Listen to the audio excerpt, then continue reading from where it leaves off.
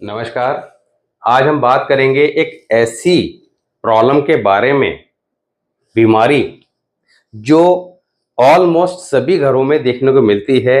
हालांकि उम्र के हिसाब से तो हो ही जाती है, मगर यंग एज में अनएक्सपेक्टेड एक यंग बॉय को जो है इस तरह की परेशानी का सामना करना पड़ रहा है। और ये मैंने बहुत सारे केसेस में देखा है कि ये प्रॉब्लम जिसके बर्थ चार्ट में दिखाई देती है उसको लॉन्ग लाइफ दुखी करती है। अपना टाइम पीरियड आने पर उसकी सर्जरी वगैरह सब कुछ करा देती है। बीमारी क्या है? सिर्फ डिस्क, कमर दर्द, नी पेन, घुटनों में दर्द, लेग पेन, पैर में चोट लगना, एक्सीडेंट हो जाना, सर्जरी होना, ये प्रॉब्लम। अब ये प्रॉब्लम का कारण क्या है, इसको जब तक आप नहीं समझेंगे तो जीवन भर डॉक्टरों के पैसे देते रहेंगे, चक्कर काटते रहेंगे, मगर पूर्णतया इसको ठीक नहीं कर पाएंगे। क्यों नहीं कर पाएंगे? क्योंकि हमारे जीवन में जितनी भी अच्छी या बुरी घटनाएं घटती हैं उसके पीछे हमारी लगन कुंडली काम करती है। लगन कुंडली कैसे काम करती है वो हर वीडियो में हम एक्सप्लेन करते हैं। आज इस टॉपिक के साथ साथ एक चार्ट को भी एक्सप्लेन करेंगे। चार्ट को रीड कैसे करना है, कैसे एनालाइज करके वो जो प्रॉब्लम सामने वाले ने पूछी है उसके कारण को समझना है और उसको ठीक करना है। क्योंकि अगर कोई भी समस्या जीवन में है तो धैर्य के साथ रह के उस समस्या के बेसिक कारण को समझना जरूरी है। समझने के बाद जड़ से जब तक बीमारी का इलाज नहीं करेंगे, यानी कि प्लैनेट जो हमारे ग्रह हैं वो कौन सी बीमारी आपको इंडिकेट कर रहे हैं आपके चार्ट के अकॉर्डिंग, जब तक वहां पे उसका इलाज नहीं करेंगे वो प्रॉब्लम आपको परेशान करने वाली है।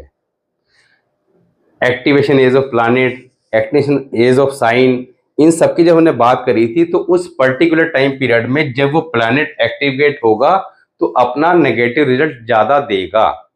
वर्षफल में जब जब खराब पोजीशन में आएगा अपना इफेक्ट ज्यादा देगा।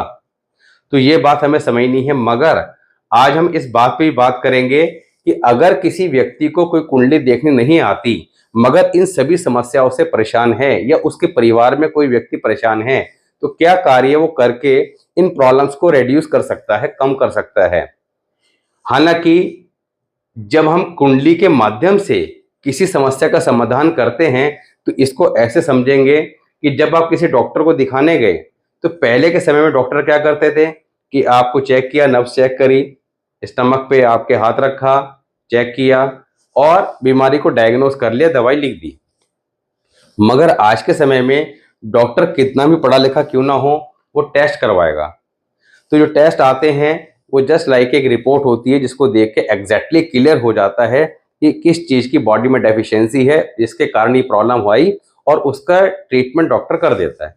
सेम इसी पैटर्न पर एस्ट्रोलॉजी काम करती है कि आपके जो लगन चार्ट है वो just like a MRI report कि जैसी आपका लगन चार्ट सामने आया पूरे के पूरे जीवन का हाल क्लियर हो गया कि इस व्यक्ति को किस सेक्टर में क्या इश्यू रहने वाले हैं लॉन्ग लाइफ। क्योंकि लगन कुंडली जो होती है वो हमारे पूरे जीवन का हाल बताएगी। एंड वर्षफल क्या करता है? वर्षफल जो हमारे बर्थडे से स्टार्ट होता है नेक्स्ट बर्थडे तक चलता है। तो सबसे इंपॉर्टेंट क्या है? वर्षफल। कि लगन कुंडली में तो जो हमारे पिछले जन्म के कर्मों के आधार पर लिखा था उसके आधार पर हमारी लगन कुंडली तैयार हो गई, ईश्वर ने बना दी। ये सब कुछ आपकी लाइफ में रहने वाला है। किसी की मैरिड लाइफ में प्रॉब्लम है तो किसी को संतान को लेके प्रॉब्लम है, तो किसी को कैरियर को लेके प्रॉब्लम है, तो किसी को हेल्थ को लेके प्रॉब्लम है। तो कुछ ना कुछ समस्या मिलेगी जरूर। मगर इन सब के बाद भी क्या हम ऐसी रेमेडी फॉलो करें जो कुंडली का ज्ञान या रिपोर्ट ना होने के बावजूद भी हमें काम कर सके? सबसे पहले समझेंगे कि इसके पीछे कौन सा ग्रह काम करता है। तो जो लोग एस्ट्रोलॉजी की नॉलेज रखते हैं वो समझ गए होंगे मैं किस टॉपिक की बात कर रहा हूं। तो बात कर रहे हैं केतु की। अब केतु क्या है? केतु हमारे कमर दर्द, पैरों में दर्द, घुटने, यूरिन रिलेटेड इश्यू जितने भी होते हैं वो सब केतु है। केतु इसके साथ ही हमारी औलाद का कारक है। केतु अगर कुंडली में खराब होगा तो जो प्रॉब्लम्स बताई है, बीमारी बताई हैं, उनसे रिलेटेड समस्या तो देगा ही देगा। साथ ही केतु जिस हाउस में बैठा होगा उस घर से संबंधित परेशानी जीवन में निश्चित तौर पर देगा। केतु कुंडली में जब खराब होगा तो केतु इज द कारक ऑफ सर्जरी, कट का कारक भी है और जोड़ने का कारक भी है। अच्छा हुआ तो चीजों को ठीक करेगा, खराब हुआ तो तोड़ देगा। यानी कि जिस प्लैनेट के साथ बैठ जाएगा उस प्लैनेट से या तो रिलेशनशिप में ब्रेक करा देगा। सपोज कीजिए, लेट फॉर एग्जांपल शुक्र के साथ बैठ गया। अब शुक्र के साथ बैठ जाएगा, that is a good combination in chart. Venus plus Ketu, excellent combination, purity in relationship. Ketu क्या है? प्योरिटी का कारक। मगर यही केतु अगर कुंडली में खराब हुआ और शुक्र के साथ बैठ गया, तब ऐसे में शुक्र क्या है? Relationship, life partner, married life, break in relationship, यानी कि विवाह के संबंध को तोड़ना, सेपरेशन। शादी नहीं हुई है तो ऐसे में शादी से पहले अगर रिलेशन है तो वो भी टिकेंगे नहीं। ऐसा केतु का सर्जरी का कारक है, तो ब्रेक इन रिलेशनशिप के साथ साथ किसका बताया? सर्जरी। तो सर्जरी कराएगा, किसकी कराएगा? जिसके साथ बैठा है उसकी कराएगा। हमें इस बात को समझना है कि केतु क्या रोल प्ले कर सकता है। केतु औलाद का कारक है। औलाद को लेकर जीवन में किसी न किसी प्रकार की समस्या, औलाद का सक्सेस ना होना, सफल ना होना, जीवन में औलाद के स्ट्रगल बना हुआ है, परेशान है, माँ बाप चिंतित है कि बच्चा मेरा कब सेट होगा, कैसे ठीक होगा। डेफिनेटली उनकी कुंडली में केतु डैमेज है, और जब केतु खराब होगा तो ये बीमारियां भी उनके यहाँ पे ज़्यादा परेशान करती दिखाई देंगी। और जब आप किसी भी व्यक्ति के, और ये बड़ी कॉमन सी चीज है, ये आप अपने आसपास किसी के परिवार में या अपने घर में चेक कर लीजिएगा, जिनकी फैमिली के अंदर इस तरह के इशू आएंगे तो आप समझ जाइएगा कि इनके पीछे कौन सा फैक्टर काम कर रहा है। उपाय कैसे करे जाएं, क्योंकि बीमारी को जब तक आप जड़ से ठीक नहीं करेंगे तब तक कोई फायदा नहीं होने वाला। अब आज अब बात करते हैं कि ऐसी जनरल रेमेडी क्या है जिसको करने से इसको कंट्रोल किया जा सके, बेशक कुंडली में कितना ही खराब हो और कितना ही अच्छा क्यों ना हो। यह रेमेडी जो जनरल रेमेडी है वो अच्छे को और अच्छा करेंगी, खराब को ठीक करेंगी। अब जैसे आपको बताया कि जिस प्लैनेट के साथ बैठ जाएगा उसकी सर्जरी करा सकता है। सर्जरी कब कराएगा ये अलग विषय है, मगर आपकी कुंडली में योग है कि आपके सिस्टर की सर्जरी होगी, आपकी मदर की सर्जरी होगी या आपकी खुद की सर्जरी होगी, तो वो योग है तो योग घटित होगा। मगर उस योग के इफेक्ट को आप खत्म कर सकते हैं। डिपेंड करता है कितना जल्दी समझ जाते हैं और कितना जल्दी चीजों को फॉलो करने लगते हैं। केतु की जब बात करते हैं तो केतु इज द कारक ऑफ डॉग, डॉग का भी कारक है। तो केतु को कुंडली में ठीक रखने के लिए एक सामान्य सी रेमेडी है कि डेली डॉग्स को फूड ऑफर करें, डॉग्स की सेवा करें, डॉग्स को मारे नहीं। हालांकि केतु कुंडली के 12 हाउसेस में अलग अलग प्लेसमेंट के अकॉर्डिंग अलग अलग तरह की प्रॉब्लम देगा। उसकी बात आज नहीं करेंगे क्योंकि एक कुंडली का अध्ययन भी करना है। उस कुंडली के अध्ययन में भी थोड़ा समय लगने वाला है, क्योंकि आपको समझाया जाता है कुंडली के अध्ययन के माध्यम से कि चार्ट को रीड कैसे करना है, प्रॉब्लम को पकड़ना कैसे है और जड़ से खत्म कैसे करना है। केतु अगर बर्थ चार्ट में खराब है तो प्रॉब्लम लॉन्ग लाइफ देगा।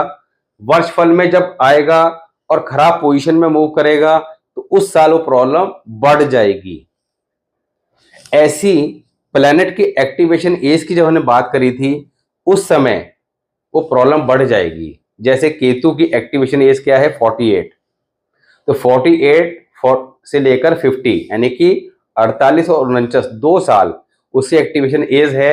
अगर खराब हुआ तो उस पर्टिकुलर 2 ईयर के अंदर ज्यादा प्रॉब्लम देगा। प्रॉब्लम किस तरह की देगा जो बताई है, सर्जरी अगर कराने के योग लेके बैठा है तो सर्जरी कराएगा, और अगर वो पर्टिकुलर किसी हाउस में बैठा है, कैरियर हाउस में बैठा है तो कैरियर को लेके प्रॉब्लम देगा, मैरिड लाइफ को लेके बैठा है तो मैरिड लाइफ में लेके प्रॉब्लम देगा, संतान भाव में बैठा तो उस एक्टिवेशन एज में तो उस पर्टिकुलर हाउस से रिलेटेड प्रॉब्लम देगा। मगर यहाँ पर इसको परमानेंट ठीक रखने के लिए स्पेशली आज बात हो रही है कमर दर्द, पैरों में दर्द, ये सब प्रॉब्लम को कैसे मेंटेन रखा जाए। सबसे सरल और अच्छा उपाय बहुत ही सरल है। एक रेशमी धागा लें, रेशमी धागा लेकर अपने दोनों पैरों में सोमवार के दिन घुटनों के पैरों के अंगूठों में बांध दें। अब या तो रेशमी धागा ले लें या चांदी का छल्ला ले लें, दोनों में से कोई भी चीज़ आप इजीली ले सकते हैं।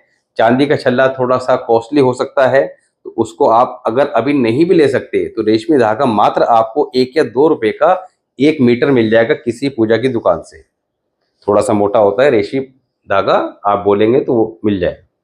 उसको अपने पैरों के दोनों अंगूठों में बांध लें, बांध के 1-2 बार लपेट लें अंगूठे में और उसमें गीठा लगा दें। और गीठा लगा के, कोई रेशमी धागा है तो बार बार खुलेगा, तो उस पे आप उस गीठा पे 1 बूंद फेविक्विक डाल दें ताकि वो गीठा खुले ना। बारीक सी गीठा लगा लें और परमानेंट इसको पहने। अब केतु आपके बर्थ चार्ट के अंदर कितना भी खराब कंडीशन में होके बैठा हो और प्रॉब्लम कितनी भी मेजर देने वाला हो, ये परेशानी कितनी बड़ी देना, मगर जितना जल्दी आप ये करके छोड़ देंगे तो आपको निश्चित तौर पर ये चीजें धीरे धीरे धीरे होम्योपैथी दवाई की तरह उस प्लेनेट को जड़ से ठीक करती चली जाएंगी। इस तरह की प्रॉब्लम नहीं देगा। इसके साथ ही अपने माथे पर डेली हल्दी या केसर का तिलक नियमित रूप से लगाएं। क्यों लगाएं? क्योंकि केतु कुंडली में कहीं भी खराब हो, हमें नहीं आती कुंडली देखनी कि कुंडली को कैसे देखना है, वर्षफल को कैसे देखना है, एक्टिवेशन इस क्या है। ठीक है, हमें तो कॉमन चीजें पता लग गई, हम इसको फॉलो करेंगे, इसी को फॉलो कर लो। कुंडली में जैसा बृहस्पति वैसा केतु, तो बृहस्पति को ठीक रखना जरूरी है। कैसे करें? डेली माथे पर हल्दी या केसर का तिलक लगाएं और घर के आसपास अगर कोई पीपल का पेड़ हो या मंदिर में पीपल का पेड़ हो तो संडे के दिन छोड़कर डेली उसमें जल चढ़ाएं।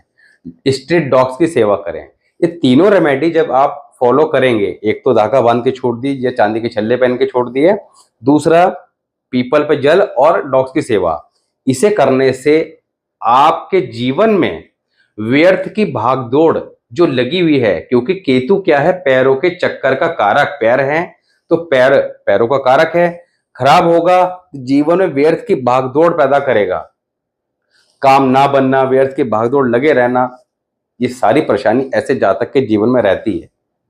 सोचता है कि जिंदगी तो बहुत ही बेकार हो गई, मगर जब आप इस रेमेडी को लगातार करेंगे, अपनी लाइफ का एक पार्ट बना लें, एक नियम बना लें कि ये तो करना ही करना है, 100% आपकी कुंडली में कितना भी खराब क्यों ना हो, ये ठीक होता चला जाएगा।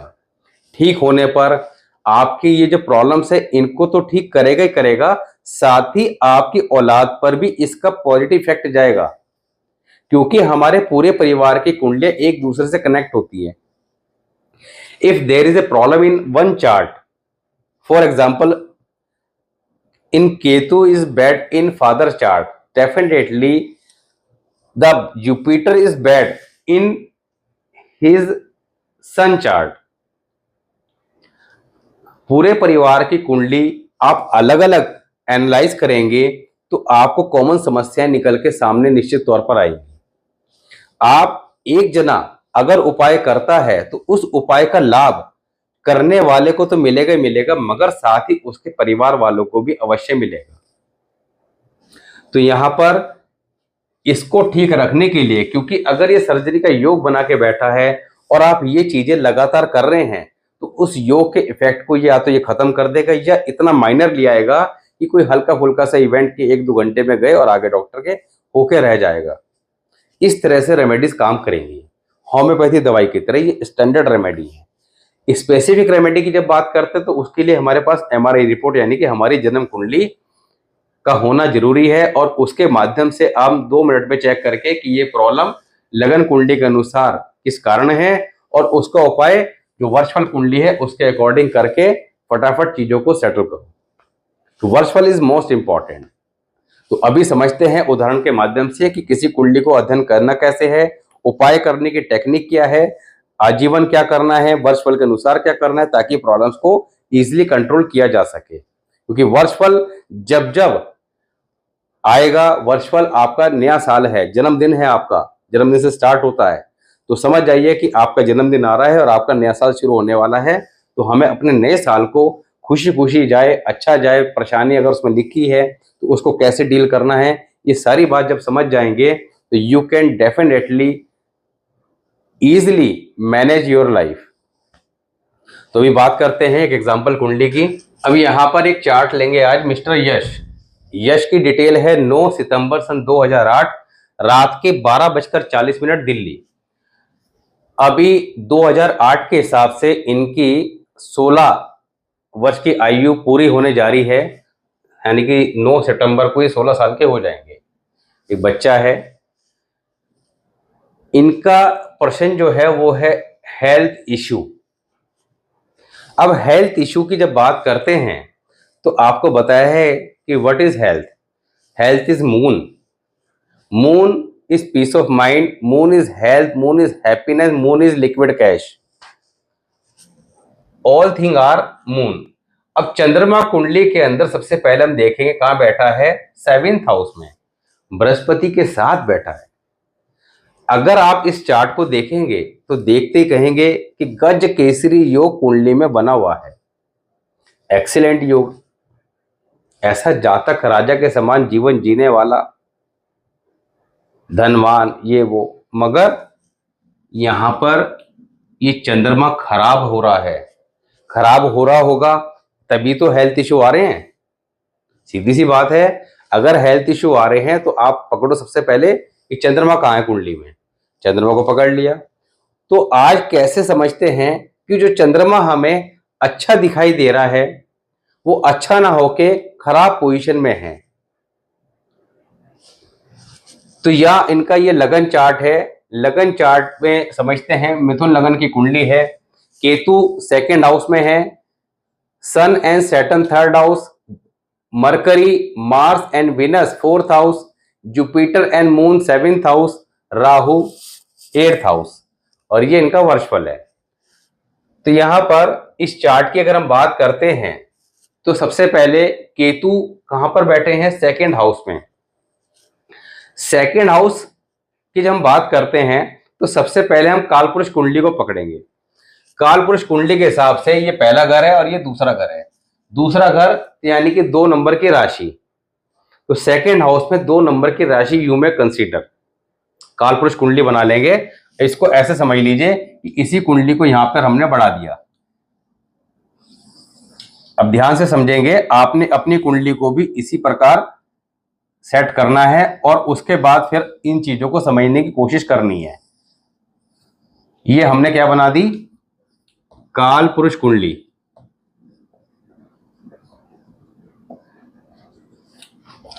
कालपुरुष कुंडली में 1 नंबर, 2 नंबर, 3, 4, 5, 6, 7, 8, 9, 10, 11, 12।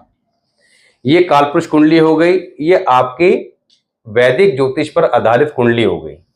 अब केतु 2nd हाउस में बैठा है तो यहाँ 4 नंबर की राशि में है। हम यहाँ पर इसको 2nd हाउस में बिठा देंगे। केतु आ गया। सूर्य और शनि, बुध, मंगल और शुक्र, बृहस्पति और चंद्रमा, राहु। अब यहां पर ये भी राशि है, ये भी राशि है, यानी कि आप देख रहे हैं कि केतु 2 नंबर की राशि में भी है कालपुरुष कुंडली के अनुसार और 4 नंबर की राशि में भी है। दोनों राशि को देखते हैं। 2 नंबर की राशि में चंद्रमा उच्च के होते हैं। चंद्रमा उच्च के होते हैं। इस कुंडली के अनुसार बात करते हैं तो केतु 4 नंबर की राशि में है, कर्क राशि। ये चंद्रमा की अपनी राशि है। तो चंद्रमा की दोनों राशि यानी कि 2 नंबर की राशि जहां उच्च के होते हैं और 4 नंबर की राशि जहां चंद्र, दोनों में केतु का इफेक्ट आ गया। केतु बैठ गए। Ketu is the biggest enemy of moon. कुंडली में सबसे बड़ा शत्रु केतु ही है जो कुंडली में चंद्रमा को दुखी करता है। अब केतु जाके जब बैठ गया चंद्रमा से कनेक्शन बनाकर 4 नंबर की राशि में और 2nd हाउस में, तो ऐसे में कुंडली में चंद्रमा आप कहीं भी हो, कितना ही स्ट्रांग पोजीशन में दिखाई दे रहा हो, अब वो चंद्रमा खराब ही है। तो आपको समझ में आ गया कि हमारे बर्थ चार्ट में ये चंद्रमा जो है खराब पोजीशन में है। अब इसके साथ कौन बैठा है, जुपिटर। जुपिटर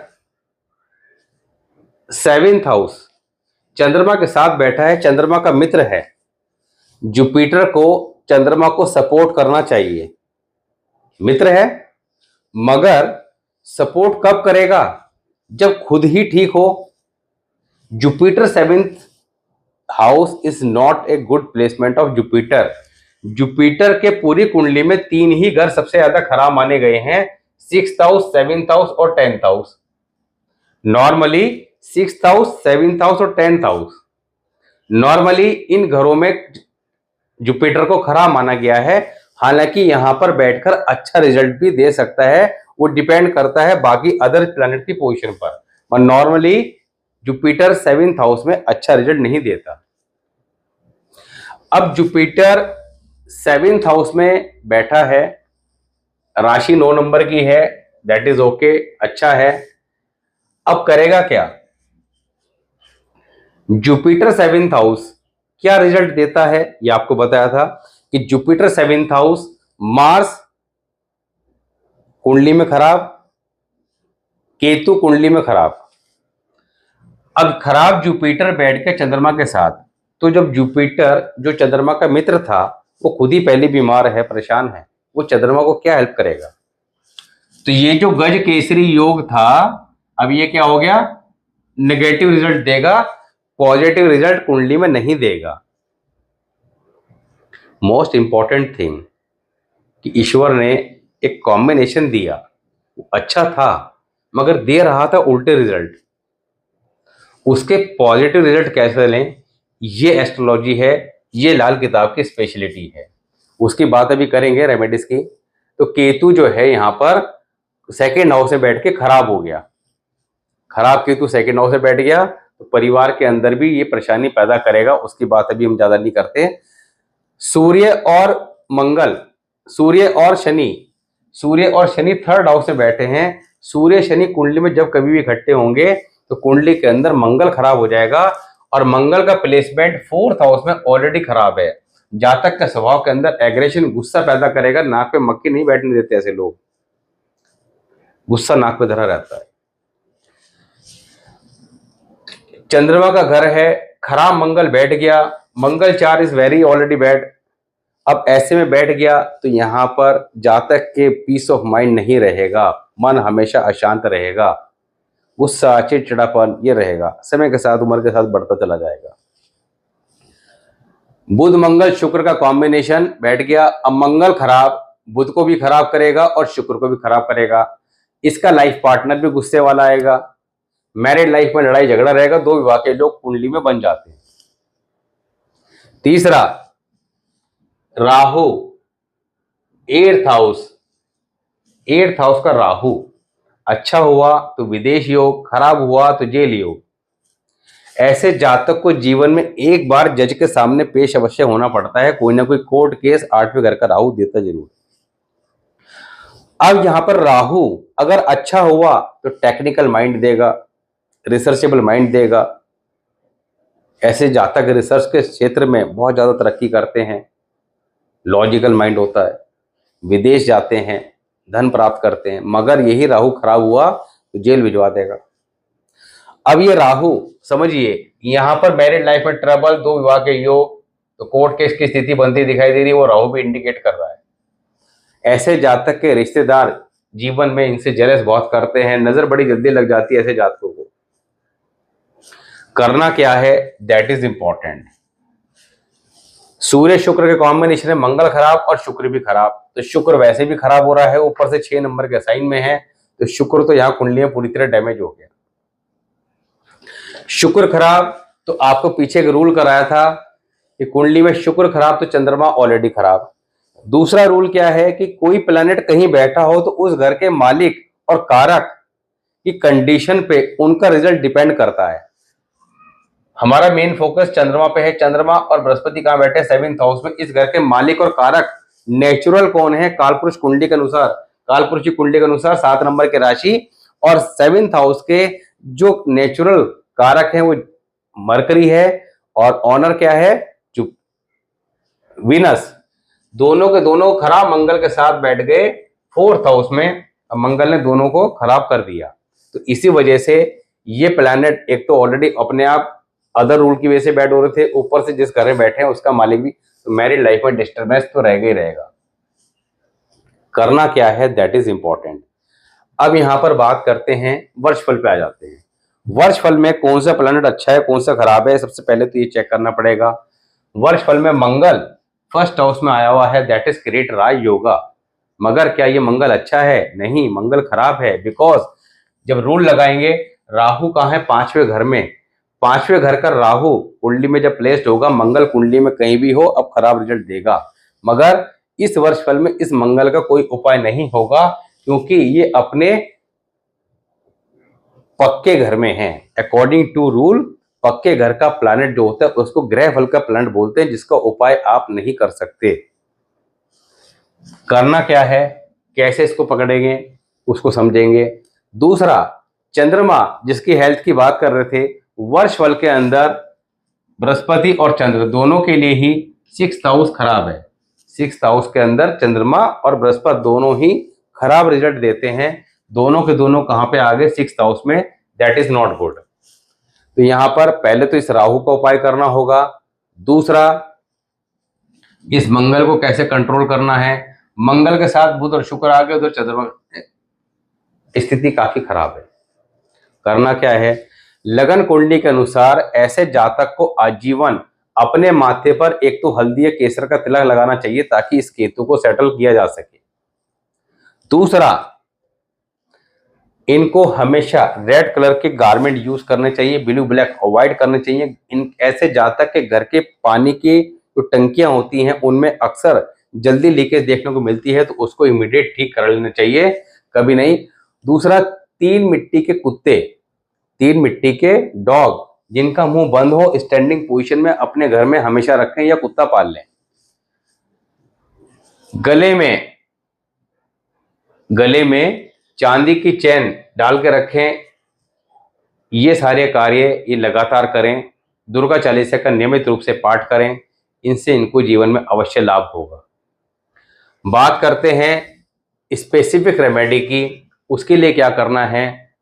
नंबर 1, इनको डेली पक्षियों को कुछ ना कुछ मीठा डालना है। लाल रंग का रुमाल अपनी जेब में रखना है, और मंदिर में, हनुमान मंदिर में मंगलवार के दिन बूंदी के लड्डू चढ़ाकर लोगों में बांटने हैं। ये कार्य लगातार जरूर करें। दूसरा, 600 ग्राम चने की दाल 6 दिन लगातार मंदिर में डोनेट करें, और उसके बाद हर बृहस्पतिवार देते रहें। सोमवार को एक आधा लीटर दूध का पैकेट मंदिर में देते रहें। आम इंसान को दूध पानी का दान इस वर्ष बिल्कुल ना करें। ये कार्य। दूसरा, इस साल हेल्थ इशू का दूसरा कारण क्या है कि शनि भी 4th हाउस में आया हुआ है। इस 4th हाउस में शनि जब आता है तो हेल्थ इशू देता है। अब ये इनका सितंबर के बाद, यानी कि 9 सितंबर 2023 के बाद से ही कहीं ना कहीं इनके हेल्थ इशू बढ़ गए हैं, और ये 9 सितंबर तक डेफिनेटली रहने वाले हैं। अभी आपको ज़्यादा कुछ नहीं करना है, केवल ये 2 रेमेडी ही करनी है। इसके बाद जब आपका वर्षफल चेंज हो, देन आपको अपने वर्षफल जैसी चेंज होगा, वर्षफल अपना इफेक्ट 30 डेज पहले लगभग देना शुरू कर देता है। तो आपने अपने वर्षफल के उपाय लगभग अपने जन्मदिन आने से 20-15 दिन पहले समझने हैं, और अपनी रेमेडी जो चेंज होगी उसको करना है, ताकि आपके हेल्थ इशू को ठीक रखा जा सके, क्योंकि ये आपको थोड़ा सा परेशान करेंगे, बर्थ चार्ट में प्रॉब्लम है। तो हमें समझना है कि समस्याओं का बेसिक कारण क्या है, ठीक कैसे करना है।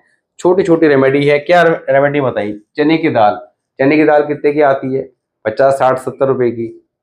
ये देनी है ना। हम किसी प्रकार का यज्ञ हवन पूजा पाठ बताते हैं, क्योंकि जब मरता है तो मरता क्या ना करता, मगर हम सिंपली वो रेमेडीज एडवाइस करते हैं कि एनीवन कैन डू इजीली।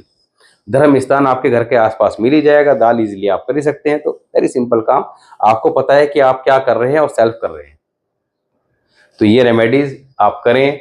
अपने कमेंट सेक्शन में अपने सजेशन जो हो वो मेंशन करें। नेक्स्ट टॉपिक क्या लेना है उसको बताएं। अगर आपको कोई स्पेसिफिक टॉपिक है, अपनी डिटेल्स वगैरह मेंशन करें। दूसरा, आप लोगों से एक रिक्वेस्ट है कि आप लोग लाइक नहीं करते, वीडियोस के अंदर कमेंट्स डालते हैं, लाइक कम कमेंट ज़्यादा, नॉर्मली लोगों की वीडियोस के अंदर कमेंट कम होते हैं, लाइक ज़्यादा होते हैं। यहाँ पे उल्टा सिस्टम चल रहा है, लाइक कम और कमेंट ज़्यादा रहते हैं। तो डेट ऑफ बर्थ के चक्कर में डेट ऑफ बर्थ डालिए, मैं मना नहीं कर रहा हूँ, ठीक है, मैं तो खुद ही कह रहा हूँ कि डालिए, क्योंकि टाइम का थोड़ा सा शॉर्टेज रहती है, तो उसकी वजह से एक चार्ट ही लिया जाता है। अदरवाइज मेरी इच्छा रहती है कि 2-4 चार्ट तो कम से कम ले ही लें, मगर अगर वो लेते हैं तो कम से कम 2 ढाई घंटे की वीडियो बन जाएगी, इसलिए। तो मिलते हैं नेक्स्ट वीडियो में, तब तक के लिए नमस्कार।